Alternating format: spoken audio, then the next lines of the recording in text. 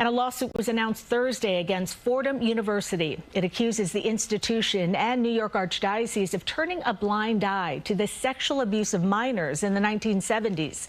Doug Williams joins us from the Bronx, where this was just announced, and he just spoke to one of the alleged victims.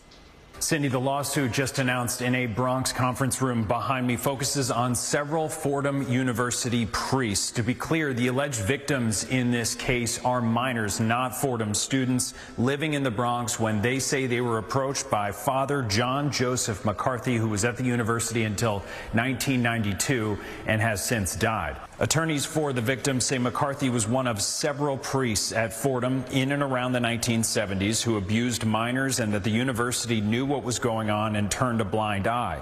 They say the minors targeted were poor Bronx kids who viewed Fordham as a safe place in the neighborhood.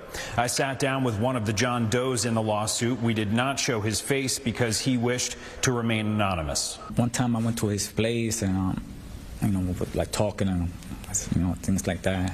One time, like around 12 o'clock in the morning, he wakes me up, telling me, to take off my clothes in front of him and this and that, walk around the living room, like naked. Were you sleeping at his house? Yes, I was staying over his house. That's why he came to visit my mother. So he came to visit and talk to your family in order to gain the trust to allow you to sleep at his house? Right, yes.